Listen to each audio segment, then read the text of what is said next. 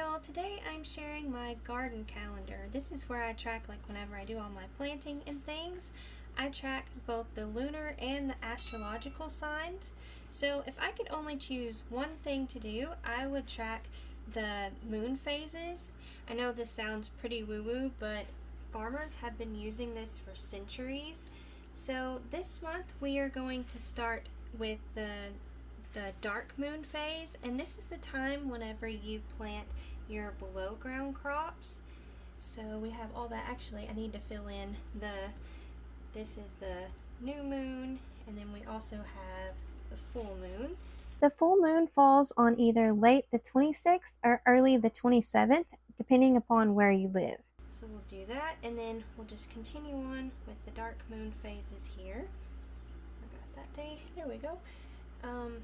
So that's the first thing I track, and you also, whenever you track the light and the dark moon phases, this is also good days. I did this one wrong. So whenever you have your new moon, it then changes to above ground. So because you've got your full moon here, and this is the lightest part, that's when you keep going and do the above ground plants here. So we'll keep doing that. This is also in the light moon phase a good time to do any fencing, like put in your fence post or to lay gravel or put any stepping stones down. I don't know if you've ever heard of someone say that they had more soil than whole. That's because they did it in the light moon phase. If you do that in the dark moon phase, which it changes after the full moon, you will have your soil won't have enough soil for your hole. So it's really crazy. I know that really sounds woo-woo, but I've tried this and this actually is true. So that's the lunar phases that I track. And after that, I track the astrological signs. So we're going to start the month with killing days. So these are no planting days. These are good days to do all the weeding. That's what I like to do on these days. And I've also planted things on these days, like unfortunately it was perennials, and they did not do nearly as well. So I'm a big believer in this one. So we started with Leo the Heart. Then from the 3rd through the 7th are all flowering days, but unfortunately this is a below ground day, so it's not really the best.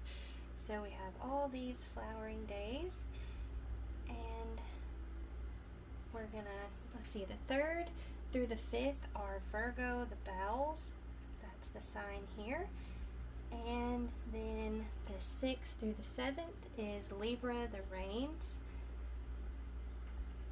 Okay, and then the next few days are the 8th through the 10th. And this is Scorpio, the secrets. And these days are very fertile days. So these are the best days to plant. So if you had anything to go below the ground to plant, like beets or something like that, this is a good time to do it. Alright, and then the next few days, the 11th through the 12th, are also fertile days. These aren't very fertile, but they're still fertile, so they're really good. And so actually the 12th, I did this, I wasn't paying attention to what I was doing. This one is an above ground day too. So, okay, so we have that, and this is Sagittarius, the thighs. So you've got above ground and below ground day on that one. Then we have the 13th and the 14th are Capricorn, the knees, and those are also fertile days. And so we have those days. So we've got one below ground and several above ground days that are fertile. And continuing on with that theme, we've got the 15th and 16th are Aquarius, the legs, and they are also fertile.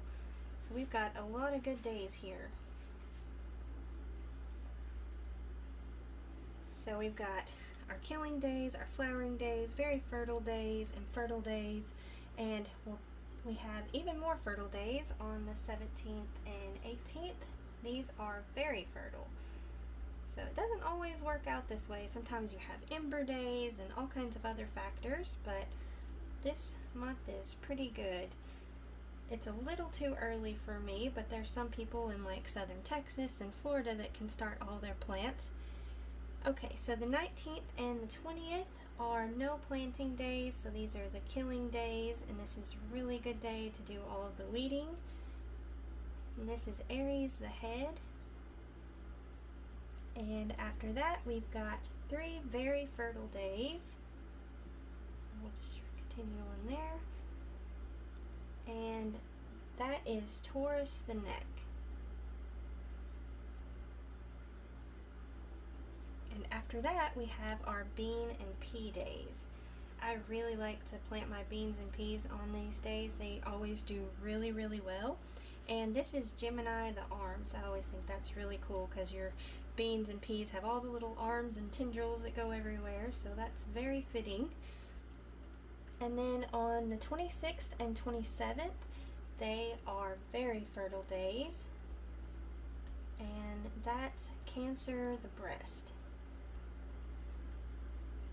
And then the next few days are no planting days. These are killing days, and that's all Leo, the heart.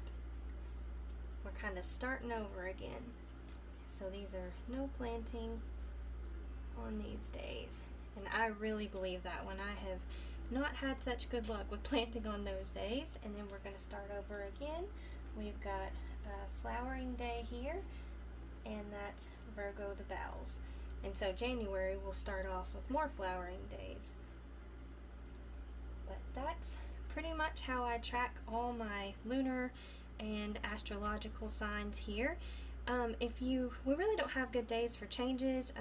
This month it's always just a good way to go if you just do it with the dark moon phase, and because all the energy is moving out of the body, that's always a good bet. So that's a good time to do changes, and I think that's about everything. I think I talked about how all the other things I wanted to say. So if y'all have any questions about anything, y'all can leave that in the comments down below, and I'll answer them to the best of my ability.